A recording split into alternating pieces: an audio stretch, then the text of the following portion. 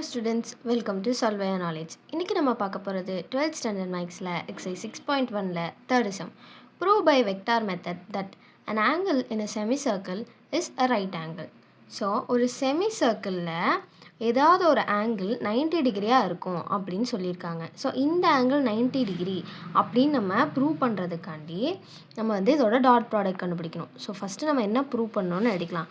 To prove angle ABP இதை 90 degree அப்படின்னு நம்ம ப்ரூவ் பண்ணணும். ஸோ அதுக்கு நம்ம என்ன பண்ணால் போதும், பிஏக்கும் பிபிக்கும் நம்ம டாட் ப்ராடக்ட் கண்டுபிடிச்சு அது நம்மளுக்கு 0வாக வந்தால் போதும். அப்போ இது ரெண்டும் பர்பண்டிகுலர்னு ஆகும். ஆட்டோமேட்டிக்காக இந்த ஆங்கிள் 90 டிகிரி அப்படின்னு நம்ம எழுதிடலாம்.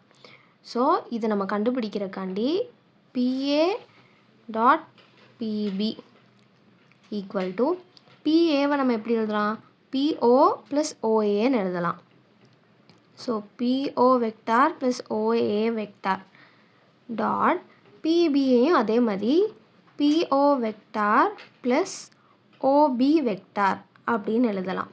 இங்கே OA வெக்டாரும் OB வெக்டாரும் வேல்யூவில் ஒன்று தான், ஆனால் டைரக்ஷன் கம்ப்ளீட்லி டிஃப்ரெண்ட். அதாவது இது இந்த சைடு இருக்குது, இந்த சைடு இருக்குது. அப்போ OB வெக்டார் அப்படிங்கிறது nothing but minus OA vector.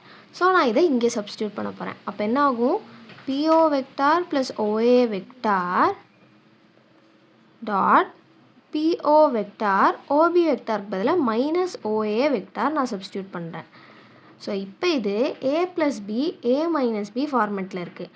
அப்போ இதுக்கு நம்ம A square minus B square formula use பண்ணலாம்.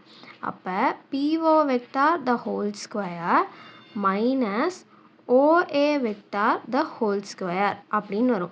இதில் POOA ரெண்டுமே ரேடியஸ் தான். அப்போ இதுக்கு ஸ்கொயர் பண்ணும்போது நம்மளுக்கு டைரக்ஷன் வராது, வெறும் மாடுலஸோட வேல்யூ தான் வரும். அப்போ PO square minus OA square ரெண்டுமே நம்மளுக்கு ரேடியஸுங்கிறனால ஏதாவது ஒன்று நம்ம ரீப்ளேஸ் பண்ணி எழுதிக்கலாம். அதாவது OA ஸ்கொயர் மைனஸ் OA ஸ்கொயர்னே எழுதிக்கலாம்.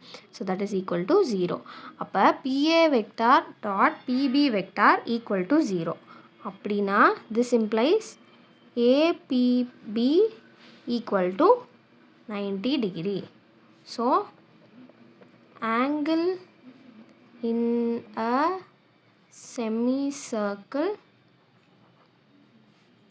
is a right angle.